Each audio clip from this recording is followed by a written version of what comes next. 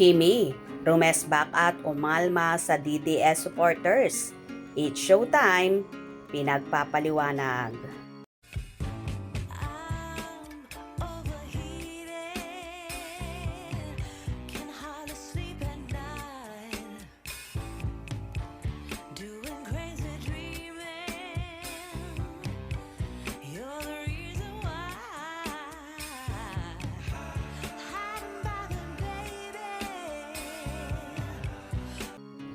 Nabahira ng nega ang araw ng Miyerkules ni Kim Chiu nang kuyugin ito ng ilang DDS o diehard Duterte supporters sa pag-aakalang patama kay dating Pangulong Rodrigo Duterte ang spell o sinabi na tinaguraang People's Superstar sa programang It's Showtime.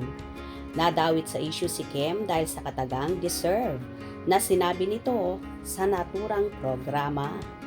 Ikinabit ng mga emosyonal na DDS ang katagang deserve sa nangyaring pagkakaaresto sa dating Pangulo na inilipad agad sa Hague, Netherlands.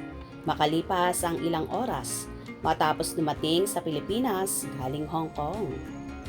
Sa Facebook nagugat ang kuyog kay Kim nang itag sa kanyang account ang clip ng kanyang spell sa It's Showtime.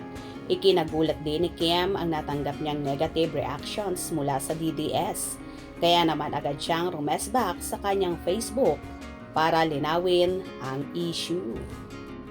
My peace. Please read full context bago maniwala sa fake news na pinapakalat dito sa Facebook. Lalo na yang si Mang Wilson Mapa, taga Nile Jr. Sir, wag po kayo mandamay sa nananahimik na tao.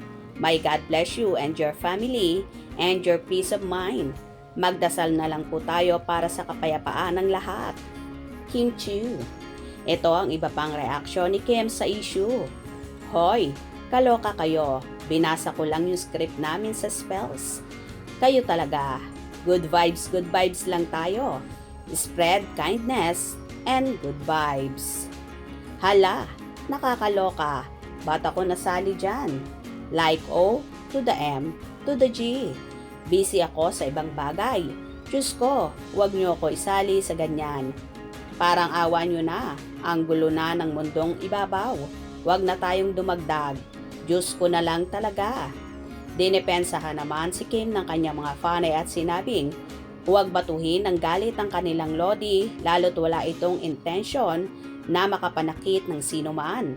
Ilan naman sa mga solid ng Kim Pao ay kinalampag ang It's Showtime para magpaliwanag sa ginawa ng programa sa kanilang idol.